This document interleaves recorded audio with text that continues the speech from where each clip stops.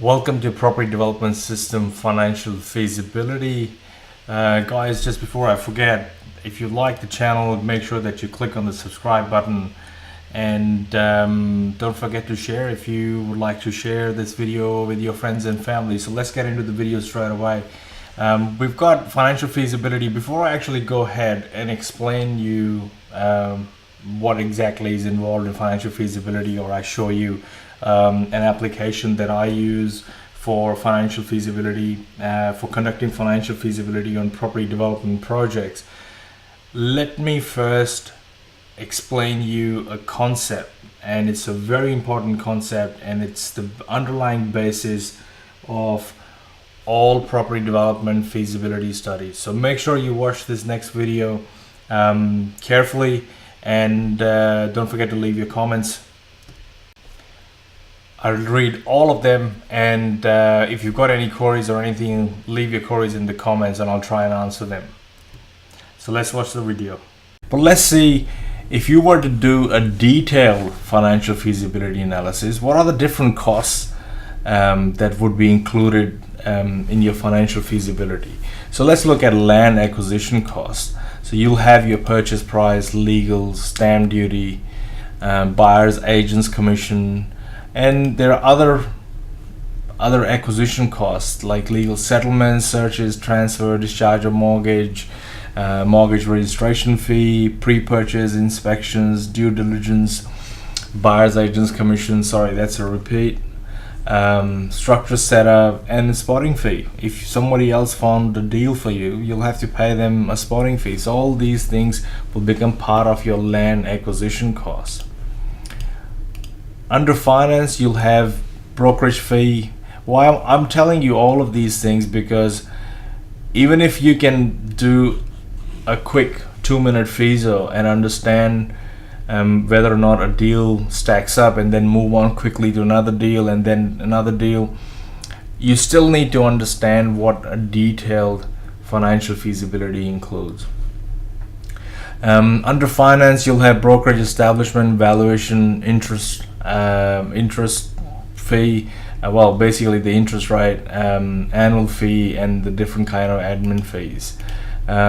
All the different drawings and all the different professionals will make a feature survey, re-establishment surveys, architectural drawings. Now there's going to be two different fees from the architect, one for the planning stage or the DA stage, and one for the working drawing stage or the building approval stage. You'll have civil drawings, electrical drawings, hydraulic, joinery, landscape, mechanical, and structural engineers, so land surveyor, project management, development management, color specifications and materials board, plan of subdivision, documentation, town planning. If you at this stage do not understand what these are, don't worry about them, because I cover them in a lot more detail in my property development system.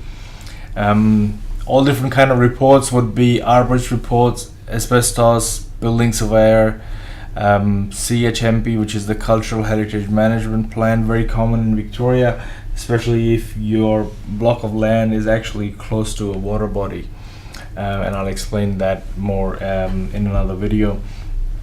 You've got energy report, environmental audit, soil report, allowance, quantity survey report, cost plans and estimates, electrical pole relocation.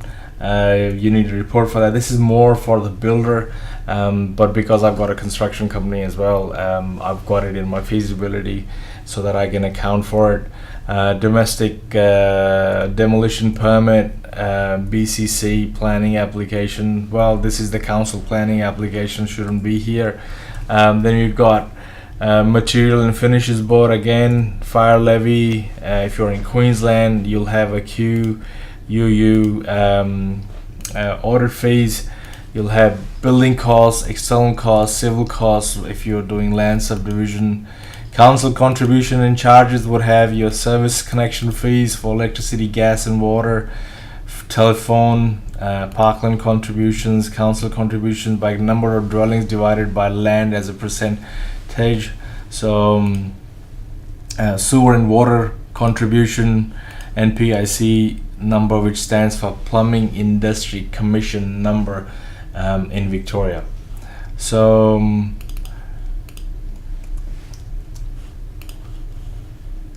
in different landholding costs, you'll have land tax, council rates, water rates, property management fees, insurance, and so on. Selling costs, again, you'll have your agent's commission fees, 3D artist impressions, advertising, brochures, websites, if you want to do branding, legals for contract of sales, owner's corporation, and photography. You might need to take photos of what you're selling.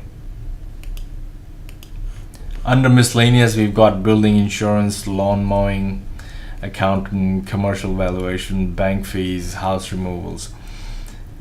Now, why do I have this here? I have this here because you can actually use these things as a checklist, especially when you are doing your detailed financial feasibility.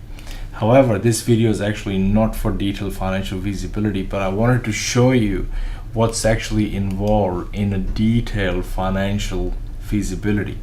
So let's look at a detailed financial feasibility application that I've developed.